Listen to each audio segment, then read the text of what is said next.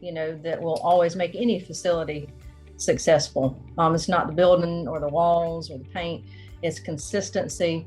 It's core partners that's going to be here with you through thick and thin, and it's making them feel like we are a work family.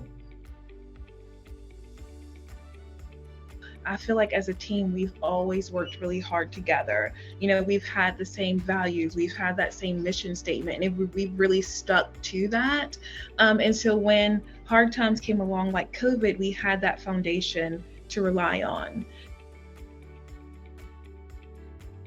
I think a lot of the big things are communication, teamwork, having policies and procedures in place and being organized. If we do communicate with each other and we talk about the problems that we have and we figure out together how to fix them.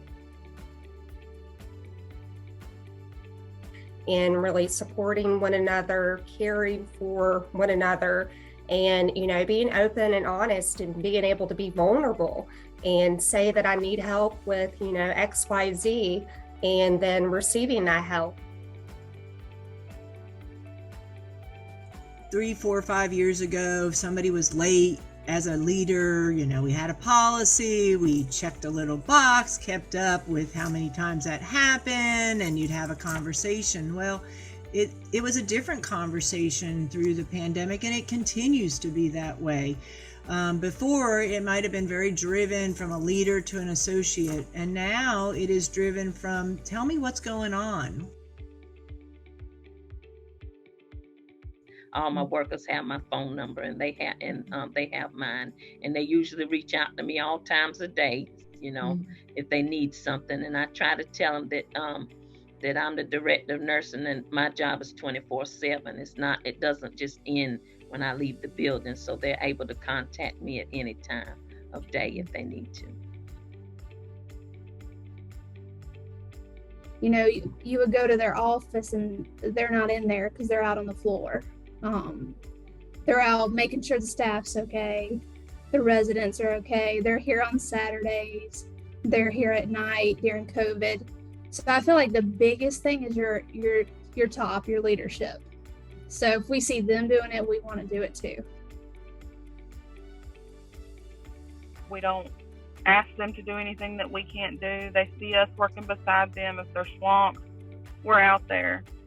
And I just think that whole teamwork approach just made it a better place to work during this time. You were never on your own.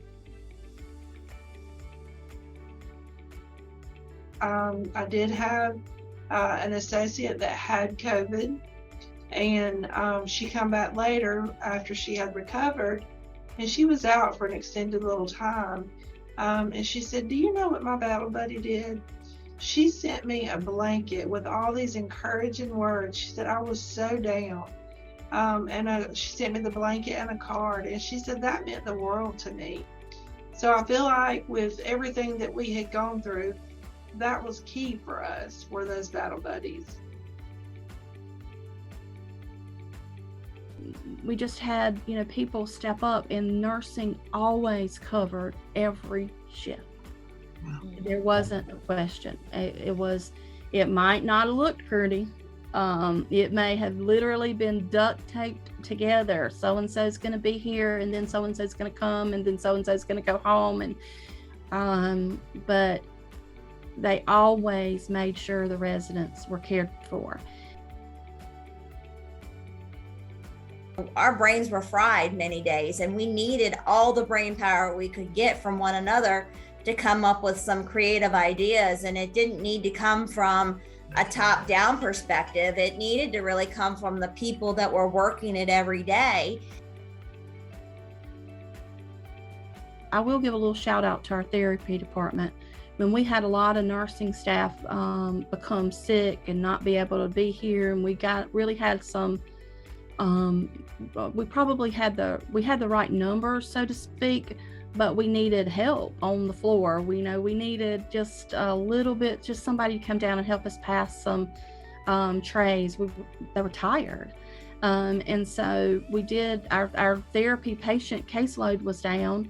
And so we had therapists come in and say, well, we'll pass trays on this hallway. We'll take this hallway today. And, you know, when your staff's tired, you know, everything helps. A lot of it is like I said, our staff and our group that we had that were determined. Like I said, we just do whatever needs to be done to get it done, and that's what everybody did. Everybody had to work together, and all the staff just stepped up and whatever. Like I said, whoever needed to do what job, they did it. I mean, we got all the COVID patients on. Were able to have a unit. So that was another, I guess, good thing about our size. We were able to establish a unit that had for just our COVID patients. So that worked out really well. We, as soon as they were diagnosed, we moved them over there, rearranged staff and just made it work. I mean, like I said, everybody was just, it was just team, our great staff working together. When COVID hit, it's another pandemic. That's right. We've had plenty of them, in healthcare, there'll be another one. But what we did was we came in and we did the same thing that we did before COVID. And it goes right back to those core staff. You have the nurses and the CNAs that come in, and it's another day. Right. You do the same thing you would do if it wasn't COVID. That's right. In the building. And that's what we did. Special. No, we didn't do anything special. It wasn't no magic pill. We do what we did every day and continue to do today. Yep. Yeah.